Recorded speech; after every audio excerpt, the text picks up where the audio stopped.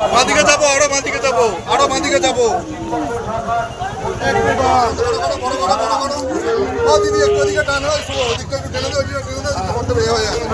আরো টান, আরো টান, আরো টান, আরো টান ভেঙে ছোট হচ্ছে।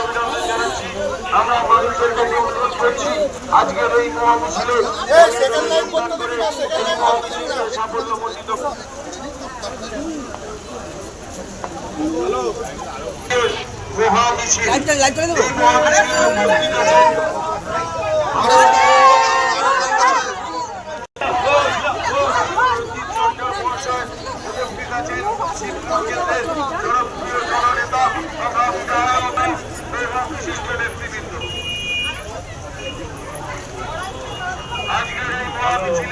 আপনারা সকলে উপস্থিত থেকে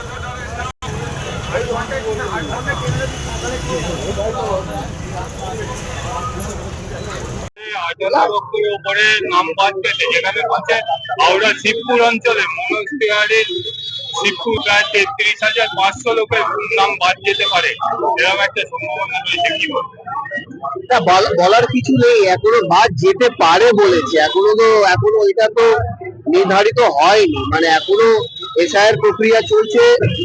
16 তারিখে ড্রাফট বেরোবে, তারপরে আমরা স্ক্রুটিনি করব, তারপরে দেখা যাবে কি করা যায়।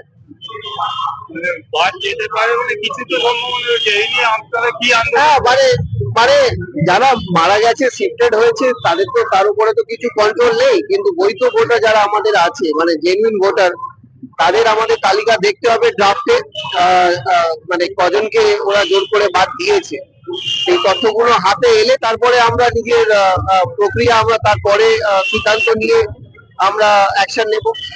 আজকে মিছিলটা কি নিয়ে?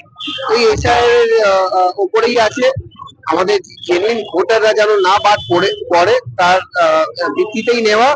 আর উদ্বাস্তু, আমাদের নমশূদ্র উদ্বাস্তুর রাজ্য সভাপতি বলেছিলেন একটা এসআইআর কে নিয়ে আমাদের মিছিল করতে হবে, তাই জন্য আজকে আমরা সেটা করছি। আর আমাদের, আপনি জানেন, হাওড়া জেলার উদ্বাস্তু ও নমশূদ্র সভাপতি ভোলানাথ সেন আমাদের 50 নম্বর ওয়ার্ড থেকে আছে, যেই কারণে আমরা আজকে বিরাডিগি থেকে পাল্টিগুড়ি বাজার অবধি আমরা সেই কোনা বাজার অবধি আমরা এই মিছিলটা করছি।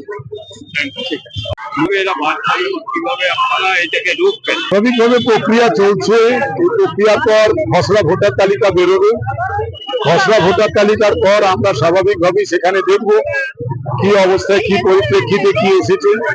আমাদের বিএলএ পুরা কাজ করেছেন সর্বত্র, স্বাভাবিকভাবে সেই কাজ করার পর একটা নির্বাচন কমিশনারের পক্ষ থেকে যেটা খসড়া ভোটার লিস্ট আসবে, সেই ভোটার লিস্ট আসার পর তার আমরা পুঙ্খানুপুঙ্খ রূপে আমরা মিলিয়ে দেখবো যে আমাদের 2024 যে ভোটার লিস্টের ভিত্তিতে আমাদের লোকসভা হয়েছিল, সুতরাং সেই ভোটার লিস্ট এবং খসড়া ভোটার লিস্ট এইগুলো মিলিয়ে দেখার পর তারপর পরবর্তীকালে আমরা যদি কোনো জায়গায় কোনো ক্ষেত্রে দেখি একটাও বৈধ ভোটারের কোনো কিছু বাদ বা কিছু ব্যবস্থা করা হয়েছে, দলীয় নির্দেশকে মান্যতা দিয়ে সম্পূর্ণ লড়াইয়ের ময়দানে আমরা ছিলাম, আছি, থাকবো। নন্দীগ্রামে মাত্র 10,000, কিভাবে সম্ভব? দেখুন, এটা তো আপনারা সকলেই অনুভব করছেন যে কোথায় কি ঘটছে বা কি ঘটানো হচ্ছে, কিন্তু আমরা সব দিকেই নজর রাখছি। বিশেষ করে আমাদের সেনাপতি অভিষেক বন্দ্যোপাধ্যায় সর্বময় কর্তৃ, আমাদের জনগণ মন অধিনায়িকা মমতা ব্যানার্জি মহোদয়া এবং দল সর্বত্র একদম পশ্চিমবঙ্গের 80,000 বুথের উপরেই দলের নজর তীক্ষ্ণ। কোন জায়গায় কোনো কিছু বিঘ্ন ঘটলে, যদি কোনো অগণতান্ত্রিক অবৈধ কোনো কিছু করার চেষ্টা ওই ভারতীয় জুমলা পার্টি করার চেষ্টা করে, আমরা সর্বতভাবে, এটা পশ্চিমবঙ্গ, তার তীব্র প্রতিবাদ প্রতিরোধ ছিল, আছে, আগামীকাল সকালে থাকবে।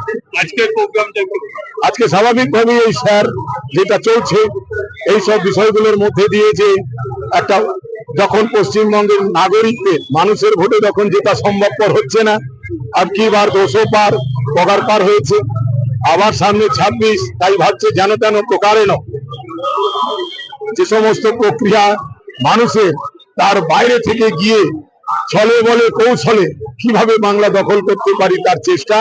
তাই আমরা বাংলার মানুষকে আমাদের সব উইংসের পক্ষ থেকে করা হয়, আজকে আমাদের নমশূদ্র জেলার পক্ষ থেকে এই ডাক দেওয়া হয়েছে। সম্মানীয় মন্ত্রী মনোজ তিওয়ারী মহোদয় আছেন, তিনি এই মিছিলে থাকবেন, নেতৃত্ব দিয়ে হাঁটবেন। নমশূদ্রের সভাপতি থাকবেন, রাজ্যের সভাপতি থাকবেন। সর্বোপরি আমরা সকলেই আজকের এই যে প্রতিবাদ আন্দোলন, আমরা সবসময় আমাদের শিবপুর কেন্দ্রের পরিবারের মতো যে শাখা সংগঠনই ডাক দিই, সেটা প্রত্যেকটা শাখা সংগঠনে আমাদের পরিবারের সদস্য বলে মনে করে আমরা সর্বোচ্চ সেই আন্দোলনের ক্ষেত্রে ঝাঁপাই। আজও তার কোনো ব্যতিক্রম নেই। আজকেও আমাদের তৃণমূলের একটাই শব্দ, পথই পথ দেখাবে।